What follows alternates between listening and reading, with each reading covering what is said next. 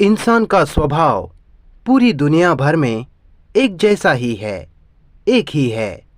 हम सब एक ही भाषा में बात करते हैं, चाहे अंग्रेजी हो या कोई दूसरी भाषा हो। दुनिया के हर इंसान को एक ही चीज चाहिए। वो चीज है खुशी, आनंद। लेकिन बिना तकलीफ के, बिना एक पल की भी पीड़ा के उसे आनंद चाहिए। वो बिना किसी दुख को पाए खुश रहना चाहता है। पर इस लक्ष्य को हासिल करना नामुमकिन है। बिना दुख सुख को पाना असंभव है। पुरातन धार्मिक गुरुओं ने, शिक्षकों ने हमारे ब्रेन वॉश करके हमें विश्वास करने को मजबूर किया कि उनके पास ऐसी शिक्षा है जो हमें बिना दुख, बिना तकलीफ के आनंद, परमानंद पाने में, हासिल करने में कामयाब है।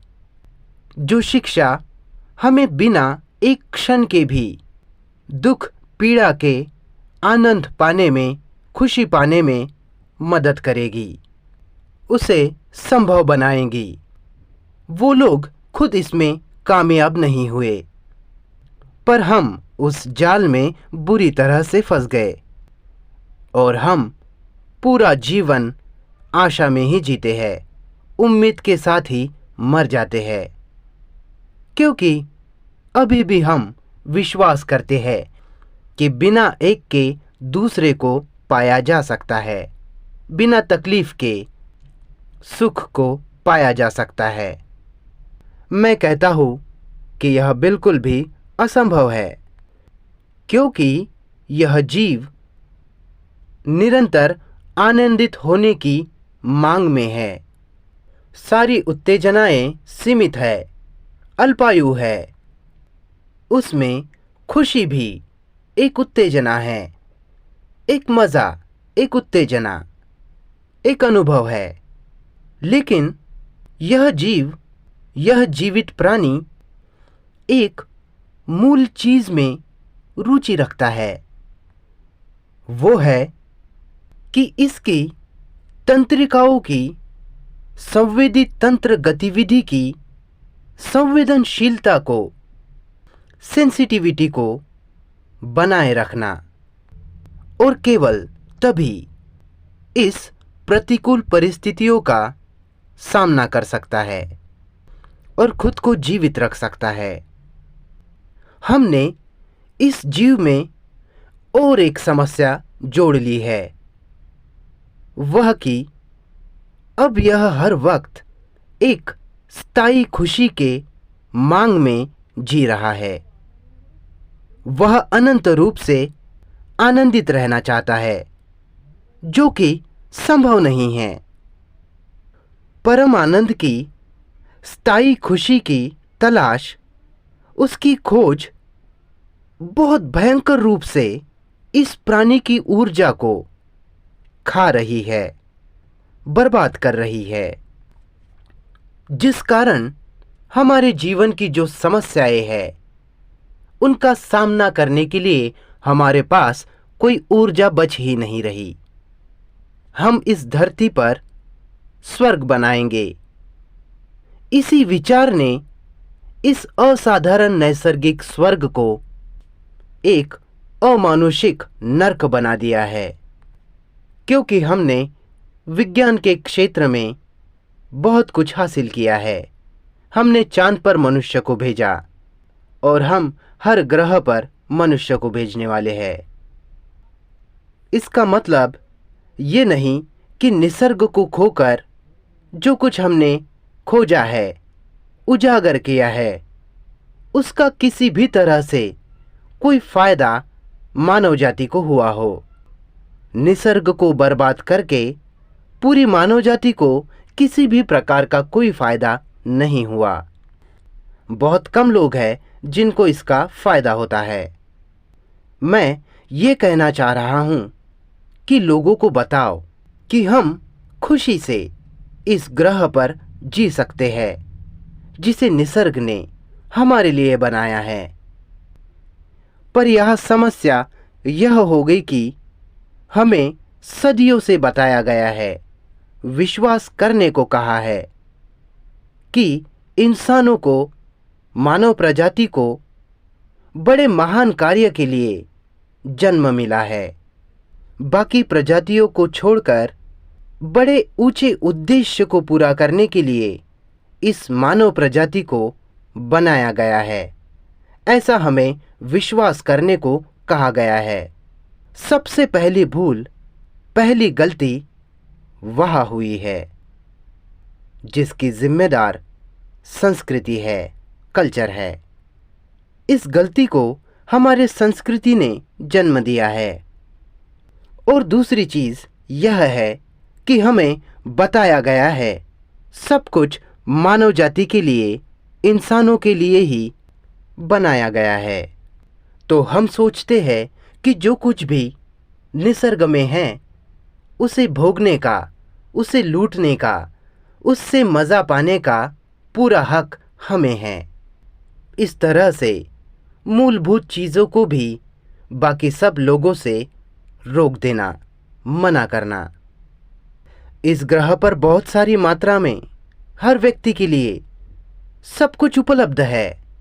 वो कहते हैं कि जो कुछ भी हमारे पास है उससे 12 अरब लोगों के पेट भर सकते हैं बिना आधुनिक तकनीक के। और हमारे पास केवल 5 अरब है इस ग्रह पर। फिर भी क्यों संघर्ष है, क्यों भूखमरी है? हमें इस मूलभूत प्रश्नों को पूछना होगा और इसका समाधान खोजना होगा। नहीं तो हम आपदा की ओर बढ़ रहे हैं, सर्वनाश की ओर। हम उत्तरों पर सवाल खड़े करने के लिए तैयार नहीं हैं। जो जवाब, जो समाधान हमें समस्याओं को सुलझाने के लिए दिए गए हैं, हम उन पर सवाल खड़े नहीं कर रहे। समस्या ये है कि जो उत्तर हमें दिए गए हैं, समस्याओं के जो समाधान हमें दिए गए हैं, वे वास्तव में उत्तर है ही नहीं, वे समाधान है ही नहीं। क्योंकि वास्तव में वह कोई समस्या नहीं है। अगर सच में वे सब उत्तर होते तो अब तक समस्याएं होती ही नहीं। तो कहीं तो कुछ गलत है।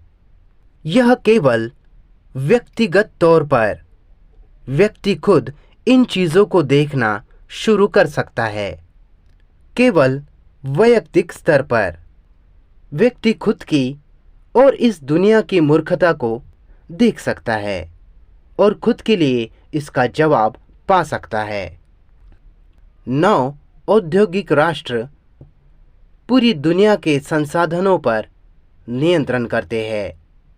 हमने उन्हें ताकत दी है, अधिकार दिया है और हमने उन्हें बहुत ही भयानक विनाशकारी हथियार भी दे दिए हैं। और वो लोग उनका इस्तेमाल करेंगे ही ताकि उनको वहां से कोई हटा ना सके, वहां से कोई बाहर ना कर सके। तो मैं और आप दुनिया की इस हालत के लिए जिम्मेदार है। तो हमें ये सोचना बंद करना होगा कि धर्म ने हमें क्या बना दिया। भारतीय दिमाग ने, विचार ने उसकी सीमा पूरी कर ली है। वह और आगे नहीं जा सकता, वह उसके परे नहीं जा सकता। हमारे देश ने लाजवाब विचारकों को, अद्भुत दार्शनिकों को जन्म दिया है, पैदा किया है। आप यथापूर्व स्थिति में हो ही, चाहे आप हर समय बदलाव की बात करते रहे। पर जब सच में बदलाव का वक्त आएगा तो आप उसे होने ही नहीं दोगे। आप बदलाव को नहीं घटने देंगे। आप वही बदलाव स्वीकारेंगे जिसमें आपका फायदा हो। यही चीजों का स्वभाव है। यही संस्कृति और व्यक्तिगत इंसान के लिए महत्व रखता है। हम केकड़े जैसे हैं, छेद बनाते हैं। अगर कुछ होता है तो न चाहे हिचहिचाकर बाहर निकलकर भागते हैं, फिर दूसरा छेद बनाते हैं। इसी तरह से हम चल रहे हैं, बढ़ रहे हैं। इतिहास आखिरकार क्या है?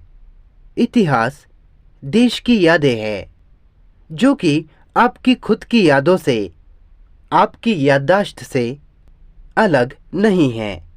वह बहुत महत्वपूर्ण चीज है। आप वहाँ कोई बदलाव नहीं चाहते। हो सकता है कि आप बदलाव की बात करते हो, पर वह आपके खुद के फायदे के लिए ही है, खुद की ही निरंतरता को बनाए रखने के लिए। इसके लिए ही आप बदलाव चाहते हैं। जो कुछ भी मानव मस्तिष्क ने बनाया है, वह खुद की यथार्थता को, खुद के वजूद को बनाए रखने के लिए ही बनाया है। यह कारण है कि जब देश की नेतागिरी, लीडरशिप बदलने का समय आता है, तो वे हमेशा पीठ थपथपाकर कहते हैं कि जिस दोस्त को हम जानते हैं वह बेहतर है अनजान दोस्त से या दुश्मन से। इन दीवारों को बनाने का मूल कारण समझना बहुत जरूरी है।